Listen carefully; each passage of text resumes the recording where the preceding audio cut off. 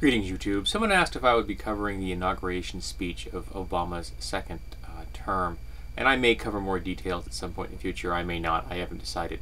But he mentions Stonewall in the speech as a point of our advancement in civil liberties and human rights in American history. And I'm going to link to an article that discusses a New York Times piece that was written right after the riots themselves. Now, many people don't know about the Stonewall riots. The Stonewall riots were essentially the gay community's version of the shot heard around the world. A moral squad went to raid the Stonewall bar. Essentially, it was a pub. Just because they could. It was a place where a lot of trans people and of gay people hung out on a regular basis.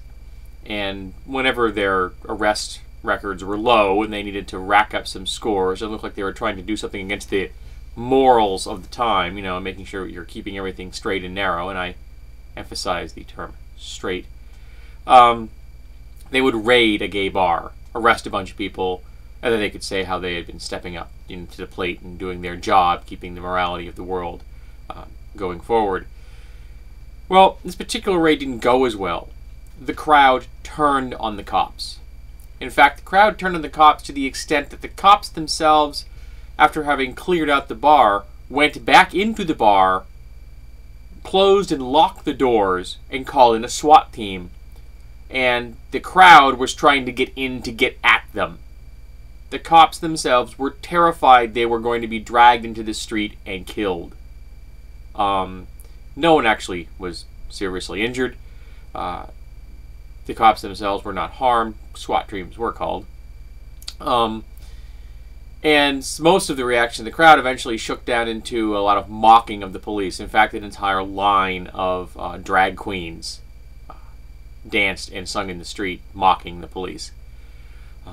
There were a lot of trans people involved, and in many people's recollection, it was about the whole idea that there were men in America that would choose to dress and act in a feminine manner, which really undermines the whole idea of masculinity.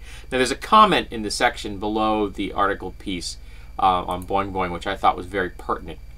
And the person is female, or at least presenting as female, and writes, "I was 10 years old in the summer of 1969 and not aware of the Stonewall riots, but reading the excerpt here really reminded me of how I was becoming aware of the blatant misogyny of the media and the greater culture around that time.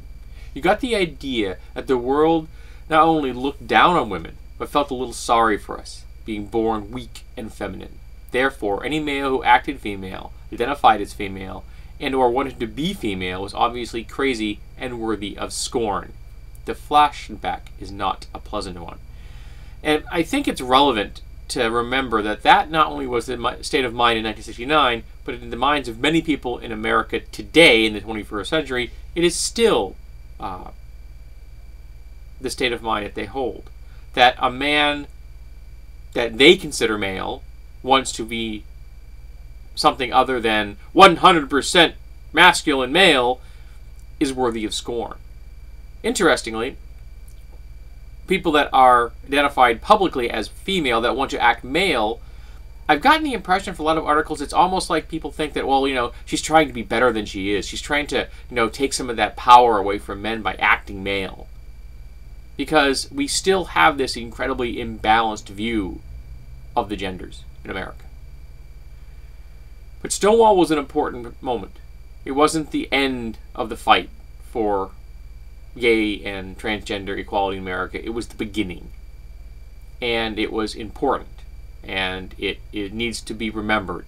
And people need to discuss it now. And it needs to be part of our history teaching. It needs to be as much as the march in Selma as it does at anything.